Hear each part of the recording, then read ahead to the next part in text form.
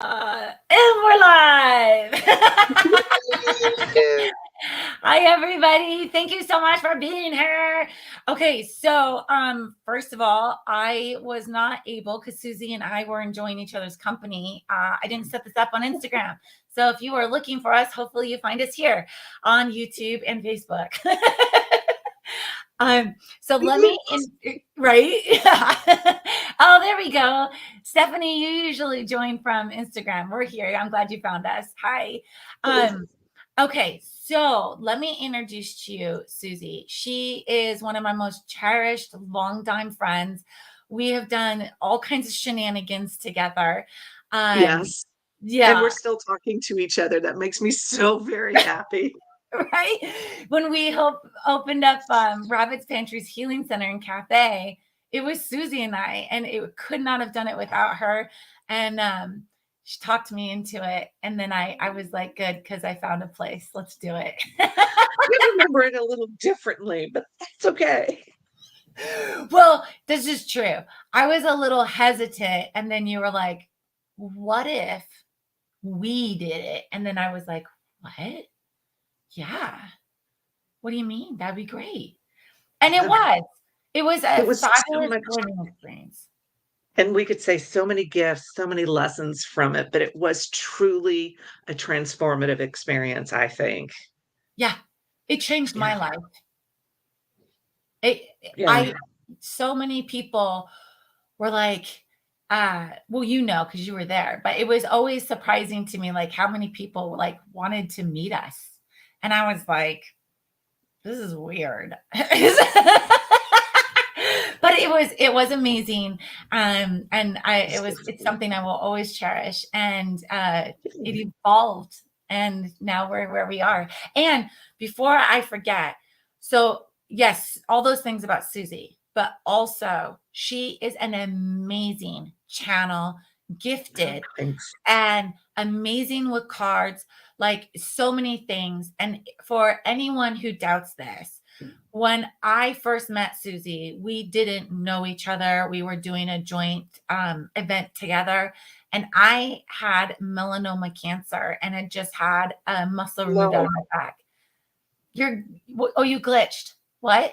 Glitch? No, that's me holding a what? I Oh, remember that.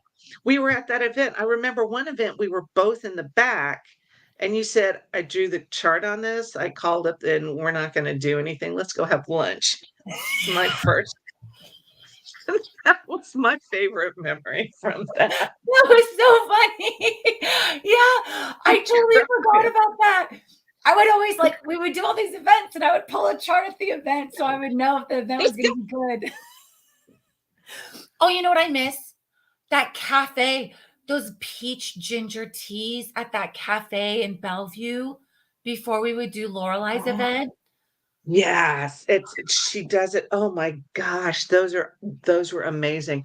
She doesn't do it near there anymore. She does it at Embassy Suites. So I gotta find another place. Right? It's awesome watching her grow though. I love it. Oh, it is. It is so amazing and to know that she is working so hard to build the community and she supports us in so many ways. And she's also her team is expanding, so she's getting that support she needs in order to just break it wide open. She's doing it in a place called Yichot. It's on the coast, but she's opened up a new location, and I'm just like, I I don't want to drive that far. So I hope she finds a lot of amazing vendors because I don't want to drive. Right?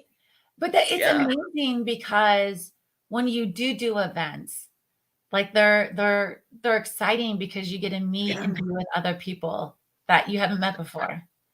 Being able to network is a big thing of it. In fact, one of my, I don't want to call her a mentor because she would laugh at me, but there was one event I was at, and there was this one woman sitting at the back, and she had a table all to herself. And I walked over and started talking to her, and I have learned so much from her. Her name is Kai Bertrand. She's a Hawaiian kahuna, and she has taught me so much and she's really good at what she does. We had 9 episodes of a podcast with her and a third woman, and it's just I would catch myself, sit there and go, wow, that's amazing. And I continue to learn from her. And she's another one of those expansive hearts that will, sure, yeah, you need something. Yeah, let me do that. Let me help you with that. So I love it. it's amazing being able to meet all the different people. So, Yeah. and as a result, I've grown in my own abilities and what I can also take, not to go out and play and to say, sure, I can do that. Let's do that. So yeah, Yeah. it's great fun. I love it. I love it. Let's talk about you. So tell us, like, so because like let's first talk about channeling. Okay. So with the channeling, what can you tell? I'm gonna let you tell what you want, but like, do you want to tell your story? Do you want of like how you started, or do you want to talk about like how you channel? Okay. So for me, I believe like with intuitive abilities, everyone can do it. It's just what we're open to doing. And so having someone lay it out for you and say, here, this is what I'm doing for you right now. You can take that skill with you. So there are a lot of techniques I pass on to folks. And channeling, people want, I find that people want to make this kind of exclusive club. And I'm like, no, I channel in ways that are relatable. So I can talk to your spirit guides, or I can embody them and talk as your spirit guide. So, Archangel Michael's like, ouch, yo, bruh, how you doing? And Mother Mary wants to give you a cup of soup and a blanket. And, you know, it's all of these different personas and energies that come through. And teaching someone to trust, to believe what they get is an important part of learning to channel or developing your intuitive abilities. True, having something like a deck of cards in front of you, or using a pendulum or dowsing rods or whatever, that gives you an external focal point. But to truly, the real fun of it is listening and understanding that the information you're getting, first off, is clear and from source, but then acting on it, and that helps to strengthen it.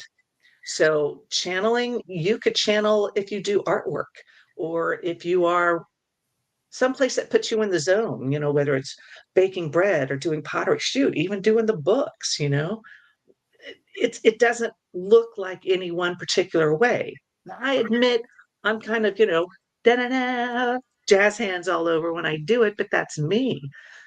I feel that students and people in general do it in a way that's suitable for them. That's what I love to encourage, is for folks to find their own place. And then that comes out in all kinds of different ways. Recently, I've learned to see attachments on people. You go to an event and you're like, oh, I see that energy. And even yesterday, I was texting Kai. I was like, Kai, can I do this, after the event starts? And she gave me those tips about what to do. Thank you, Stephanie. Um, she gave me steps to do, like to do it from the inside of the building and send it out, to send out that protection, pushing out all of those weird energies out of there, so it can be a clear space. And it's just, I just totally believe that we can all do it. It's just what we're willing to accept within ourselves. Yeah. So I hope to bring that out. Yeah, because I know for me, it's a little different than like you're saying, like mine is a little different than how you do it. Like I'll be doing a reading and then like it I can tell since I visually see them, I can tell that I'm going to channel if I get a stronger connection as they approach me. And then I'll say like, "Hey, we're channeling. Is that okay with you? Because if not, we need to talk so I'm present here and I'll watch the symbols over here still." But we're, Whoa. and so I can kind of like, because like I did this reading one time and I won't go into a lot of details, but there was this situation where it like the person that was being channeled had recently passed and they came real close. And I was like, whoa. And I said, they want to talk to you, which means I'm channeling. Is that okay with you? And they were like, yeah. And I was like, okay, here we go. And it was like, Okay. and then as soon as it was done, I was like, okay, are we done? And everyone, yeah, and done. So it's like, and seeing years of you channel, it was such a different experience because you're like, oh, you want to channel? Let's do it. Let's go. And I'm like, oh, no, they come to me. And then I'm like, oh, we're channeling. Oh, okay. Uh, so it's just a totally different experience, you know? Yeah, you're talking, I channeled a dead person, like I embodied a dead person once. Yeah, don't do that. Because it was a guy and he was like, whoa, I'm back in body. And it was like, no, Oh, no, no, no, no. But that was the big lesson I learned. It's like I get to be um not cautious. I get to be I can discriminate between who I want to, yes. I get to discern who I'm channeling. So, Gaia sounds like, you know, Earl Grey and a scone. She's kind of Irish there and Celtic and all that. And these are energies that I've worked with before. Excuse me. I have opened up to mediumship, which is pretty amazing. But excuse me. No worries. That's what I've been like drinking a ginger ale. Like, you're fine. I don't know But what where all my water bottles are. And I was like, well, I guess I'll grab a ginger you ale. sell them, Jessica. Come on, man. Wow. You have them all over the place. I know. And that's the problem. They're probably out in the field with the herbs. Like, I don't know. I find them everywhere. And I'm like, well, that's how it goes. Okay. Well, let me see if I can reel this back to where I was. Oh, but as far as talking to people who have crossed over, I've actually had them refuse to talk to me. Yeah. There's a story, and I'm sure by now this particular grandma is so tired of me telling it. But somebody asked about their grandma, and I saw a woman's back, and she had on a shawl, a French shawl, the low bun back there, and she looked over her shoulder and looked at me and went, "Bleh." It's like, so this is what I saw.